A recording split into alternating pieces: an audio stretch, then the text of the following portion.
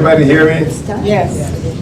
Welcome to the Mental Health and Recovery Services Board meeting for February the 20th. And we'll call to order and we'll begin with the roll call. Reverend Gordon, Here. Mr. Arnold, Here. Ms. Banks,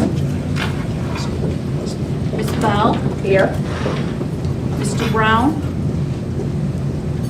Ms. Carter, Here. Ms. Clark, Ms. Friedman, Here. Ms. Harding, Here. Ms. Howe, Here. Ms. Mendoza-Locke, Here. Mr. Knowles, Mr. O'Connor, Here. Ms. Rodriguez, Mr. Stengel, Major White, Here. Ms. White. Okay, thank you. Let's recognize our visitors. There's a few people that found us. Beginning with Richard. Richard Arnold. Robert Kasperzak, Board Staff. Shannon Inch, Board Staff. Paul Overlewis, Recovery Council, Board of Trustees, St. Paul Community Center. Autumn Goodfriend, a UT student. Latrice Flowers, Board Staff. Nate Kirkmeyer, Board Staff. Elijah Jones, Board Staff. All right, thank you. Now we'll have the determination of the items to be removed from the consent agenda. I will name those listed, beginning with the minutes from January the 16th, the Treasurer's Report, the 2024 120-day notices approval, consisting of the Zeph Center, Harbor, Ohio Guidestones, Unison, Filio, New Concepts, Family and Child Abuse Prevention Center, UNIDOP, Neighborhood Properties Incorporated, Learning Club, Big Brothers Big Sisters, Center of Hope Family Centers, Lucas County Suicide Prevention Coalition, Swanton Area Community Coalition, Sylvania Prevention Alliance, and the Health Officer Designation. The task of Northwest Ohio was not included in the consent agenda. Anything to be removed? All right.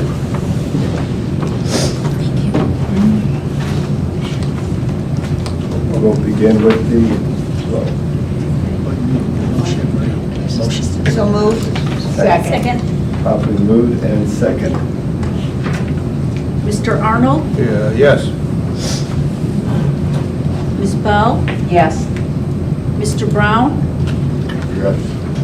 Ms. Carter, Yes. Ms. Friedman, Yes. Ms. Harding, Yes. Ms. Howe, Yes. Ms. Mendoza-Locke, Yes. Mr. O'Connor, Yes. So, Major White. Yes.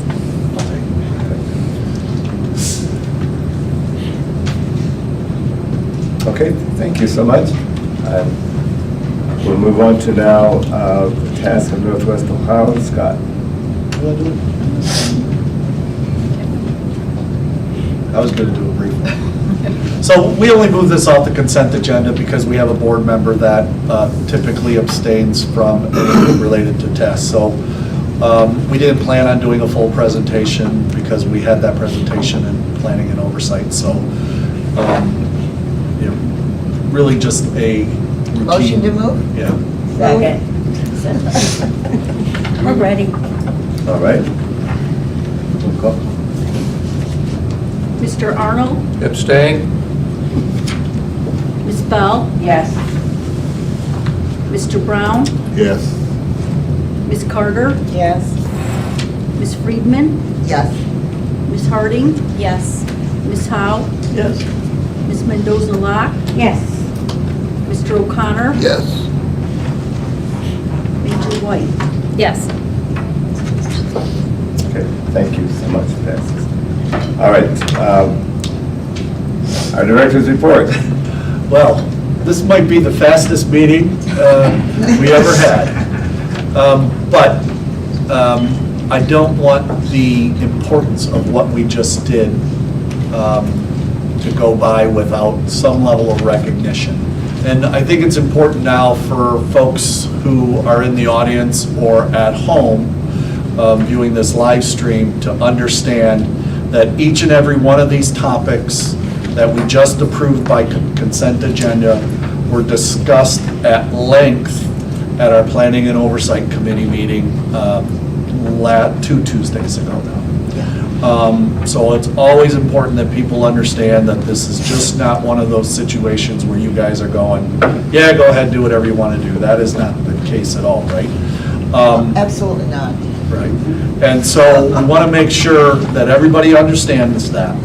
But also important to what just happened was the approval of 120-day notices and the philosophy of how we are going to shave nearly $1 million out of our budget for fiscal year '25.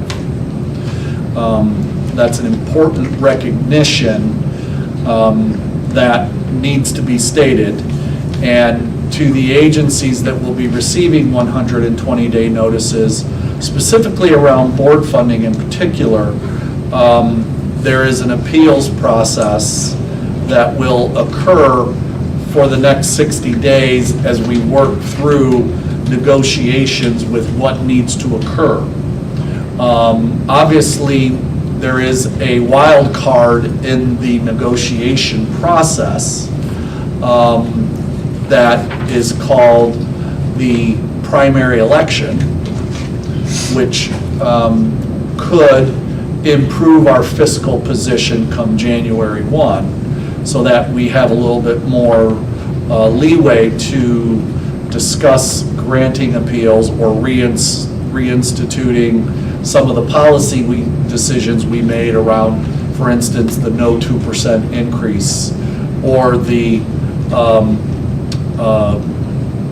reinitiation of the Rider Code H back up to 350% of poverty.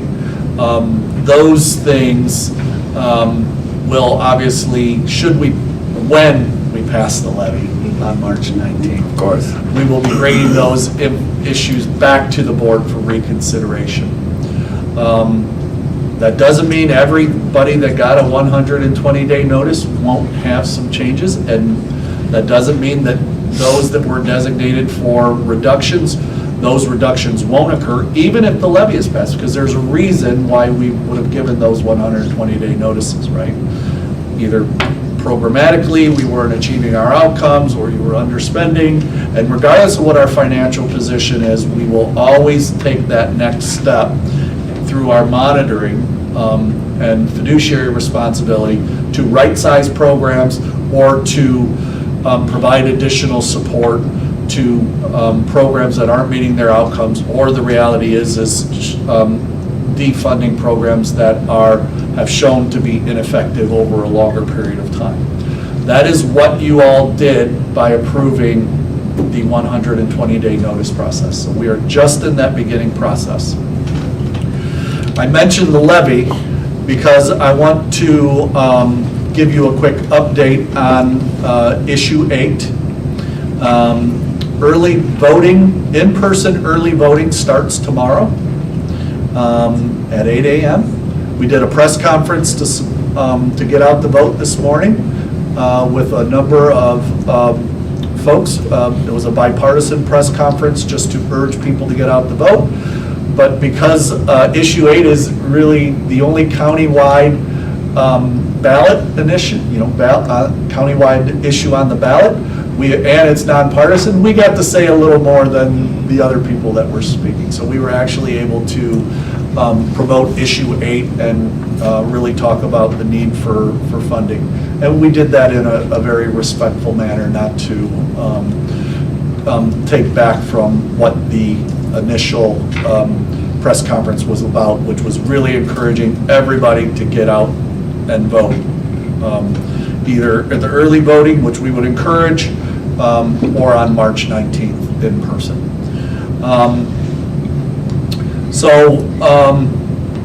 Of course, when you go vote, you got to vote for issue 8, right? We're always going to make that. You all, board staff, board trustees, agencies, we sent out our voluntary contribution requests, I think it was about a week ago now. If you haven't contributed and you are planning on contributing, we will take that anytime you are willing to provide that donation. Scott, could you tell us again, remind us of who We can take cash or check made payable to Citizens for Mental Health. Jenny's not here today to accept the check, but we can collect them and make sure they get in the proper place. And also, you probably noticed that the super signs are out. There's not as many as there are, and super signs, remember, they're the big signs. Billboards are coming. They should be starting to show up locally for the next couple of weeks. We're literally 30 days out from vote today. So, we're hitting full swing.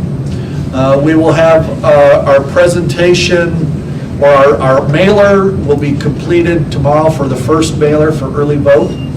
Our agency public information officers are meeting routinely, with our levy committee folks to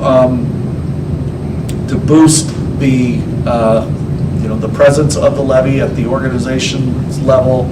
And we are starting to think about what it takes, what's it going to take as far as numbers to pass this levy. Voter turnout is typically very low for a primary. It will likely be under 50,000 votes for the March 19th primary, unfortunately,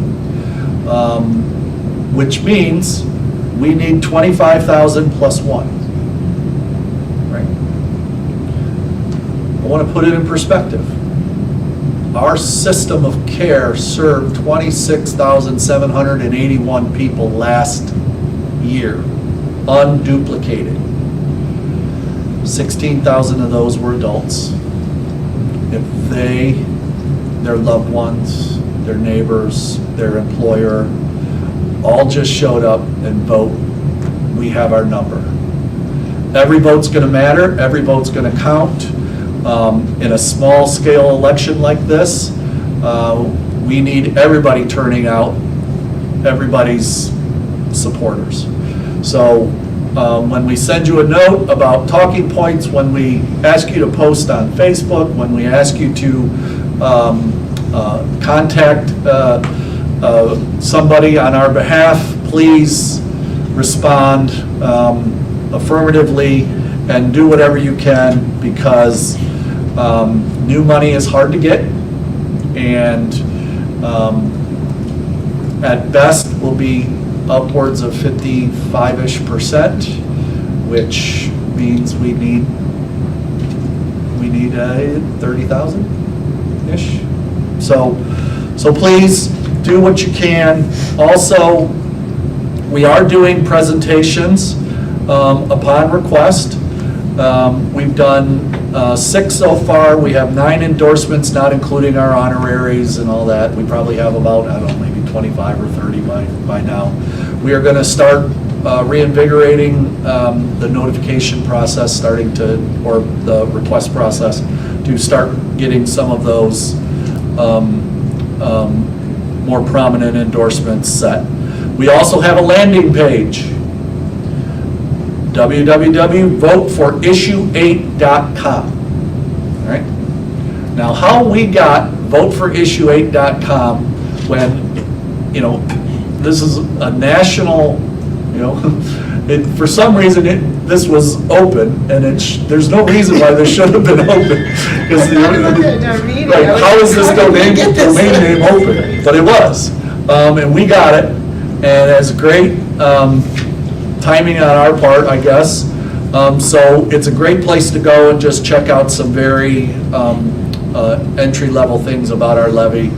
Would encourage anybody who has additional questions, shoot me an email, and we'll get you all that information as soon as possible. There are a lot of people working hard to get this levy passed. You'll be having opportunities to volunteer as early poll center greeters, early voting center greeters, or poll greeters on election day. That sign-up sheet will be coming around shortly.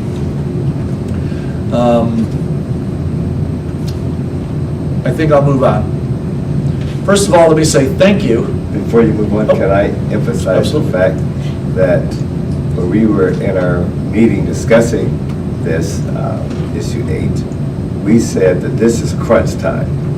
This is the time to move forward and to do the very best that we can. If every vote counts, every person counts. And if we can just individually resolve ourselves, that we're going to step up and do what we can to make sure that issue 8 is passed. And just look at this 120-day notice list. Part of the problem is we're going to have a shortfall. So it's very, very important. Thank you, thank you. Wanted to move on. So you guys have figured out by now, we're here, right? It was a very hectic week last week. I can only imagine, looking around the room. We need to thank you guys. We need to thank the Board of Lucas County Commissioners as well, who negotiated the deal to get us into this space. We've been nothing but smiles since we moved here. You'll notice there's some bare spots. Wanted to have you take the opportunity, and that includes anybody here physically today as well, to just go ahead and walk around a little bit before you leave. Get a feel for where we're at. It's beautiful space. It feels like a steal compared, considering what we're paying on a square footage cost. But we'll take it. Just wanted to make a note.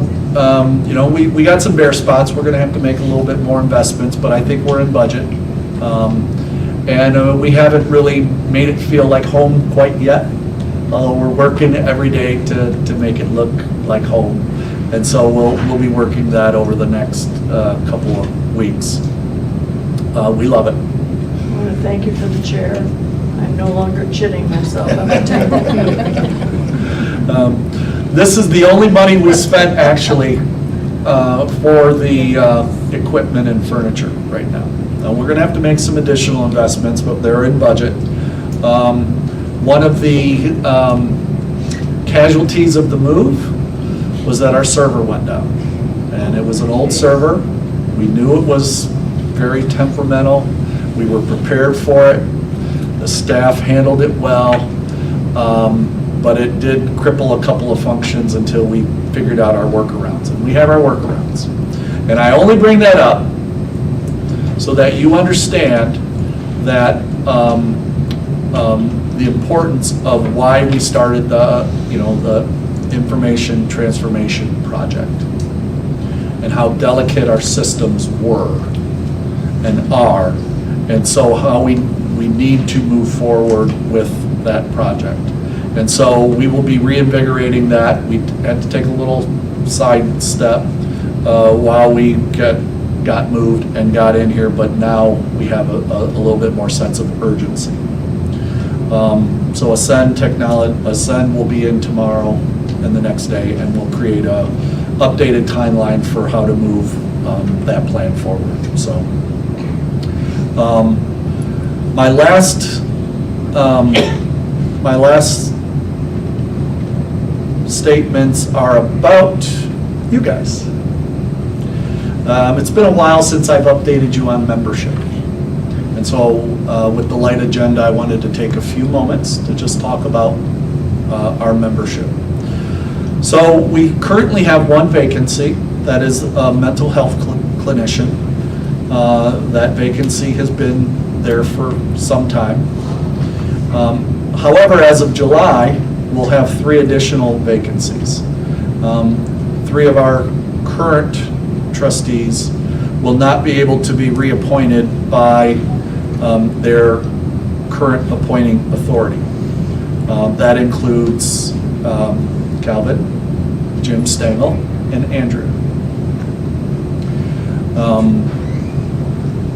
We also will have 2 appointments that are 2 trustees that will need to seek reappointment as of June 30th if they wish. That includes Mr. Knowles and Ms. Bell. And we will work with those 2 individuals to have requests for reappointment letters made in April. And we'll give the appointing authorities a couple of days or a couple months to get those plans together. Also, I'm kind of stalling to wait for Erica, because I don't want to say her name without. And so, many of you know Miss Erica is running for state office. And when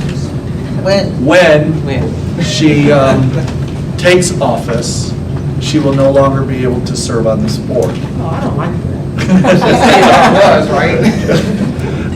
So that means we'll need to fill her spot when that occurs.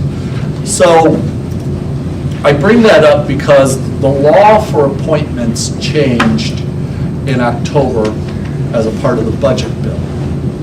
The county now is responsible for 66% of the, I guess it's 75% of the, now it's 66% of the appointments. So they appoint 12, and the state now appoints 6.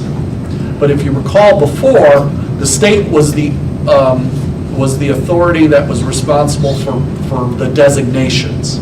People, family members with mental health and AOD, clinicians, mental health, AOD, and individuals with lived experience, mental health and AOD. That law has now also changed so that both the county and the state are responsible to make sure those positions are maintained. So there's going to be some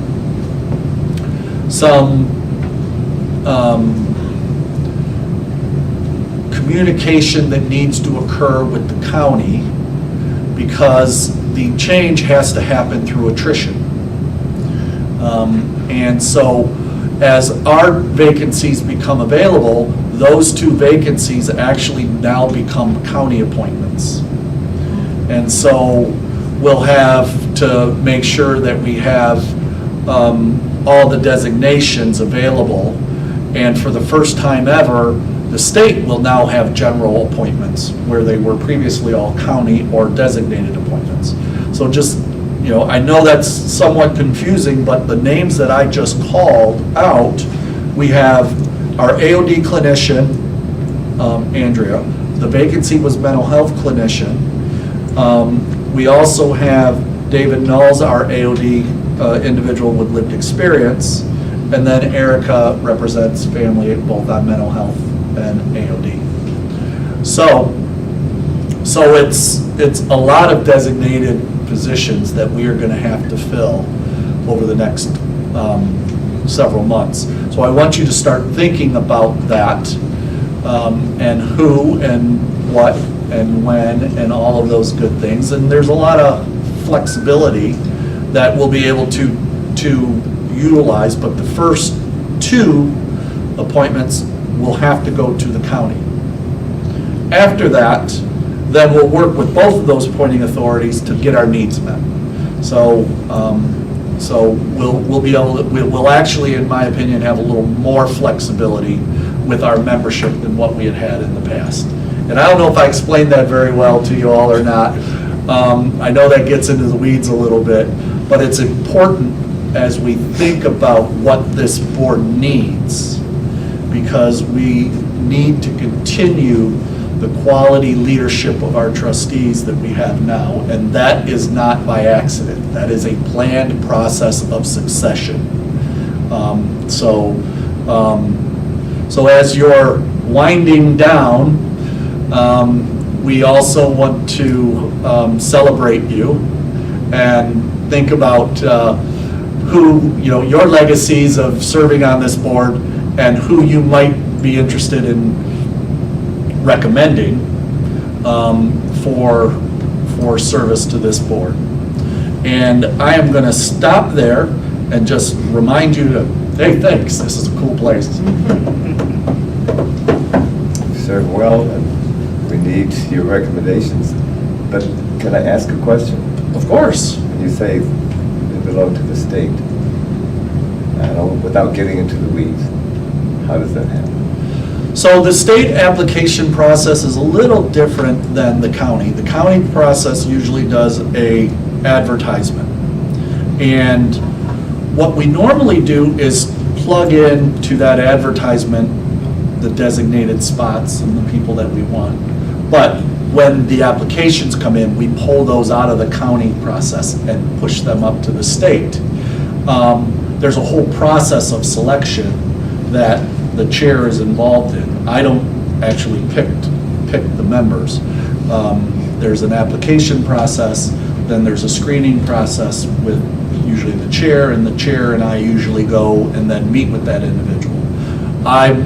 My role in that is to make sure that there isn't any conflict, that potential conflicts that could occur. And if there is, how do we mitigate those conflicts so that you can serve? So. If somebody wanted to serve again, can they get appointed by the state if they were previously appointed by the county? Assuming that we have our designations completed Okay.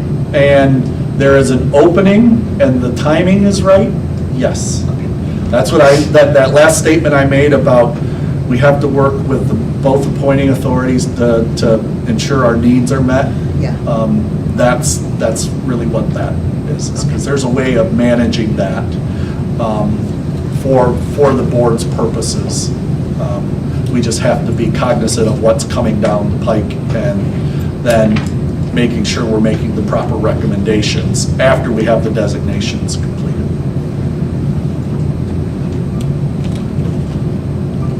That is all I have. Fine. Thank you, Scott. Now, tell me, you think you'll get lost going back?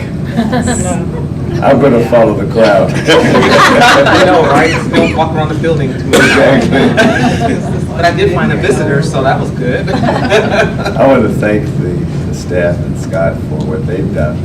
It looks really great, but the signage really helped us find where we are. And I want to say how much we appreciate you for that.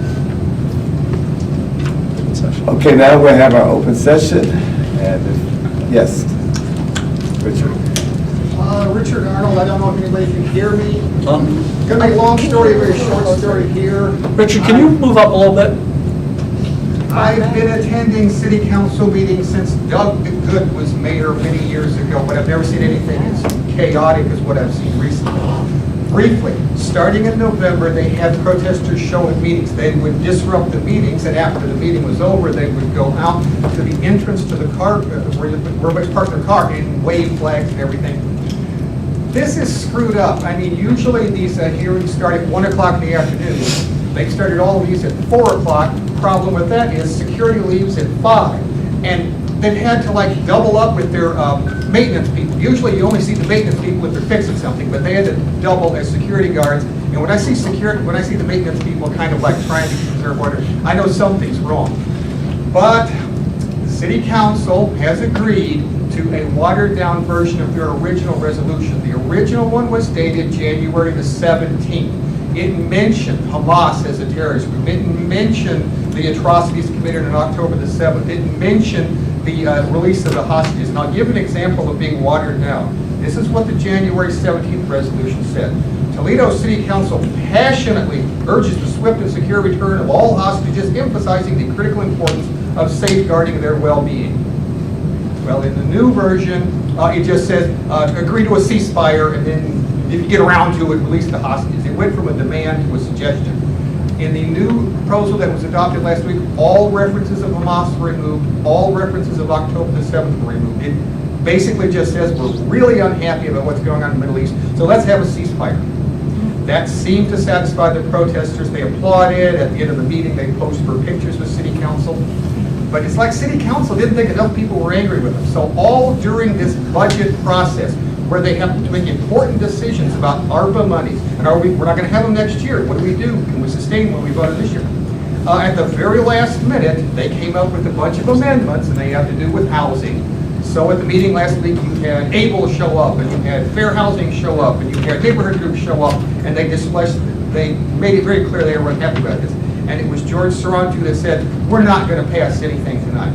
So at 2 o'clock tomorrow, at agenda review, they once again take up the budget. Hopefully they can get it passed. I do not know if they will take public testimony. They can if they want to, but usually they don't. And then hopefully on February the 28th, they will approve their budget, although I got to say, it's just been chaotic over there. And in doing what I do as an advocate, I have to like ambush them as they're on their way to the elevator.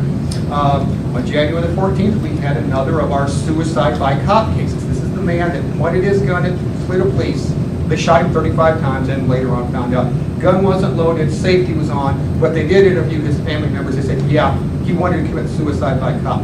I went into my files and made copies of all of these that have gone on for years and presented that to members of the safety committee. Hopefully, they will address this. Hopefully, they will find out how do we train our officers to deal with those individuals that are either mentally ill or substance abusers, and when cops show up, they're either waving a gun or waving a knife saying, shoot them. What do we do with them? And I don't know if anybody remembers this. This is 5 years ago, February the 14th, 2019, in response to the Unison facility on Jefferson. If you remember, City Council split 6-6. The mayor had to cast a deciding vote. The Plan Commission staff worked very, very hard on this and presented it to them. They sent it back. They've sent it back twice since then. 5 years. It is still in committee. This is what they would use normally when making decisions, and you have a lot of angry neighbors who show up and say, I don't want that facility in my neighborhood. But I presented it to them and said, please bring this out of committee and make some kind of a compromise, but you need this to make decisions about residential facilities for substance abusers and mental health consumers, because they're going to go somewhere and they're probably going to be close to someone's neighborhood. So we'll find out what happens with City Council tomorrow at 2 o'clock. Thank you. Thank you, Richard. Thank you, Richard. Anyone else? All right, meeting adjourned. Thank you, everybody. Thank you.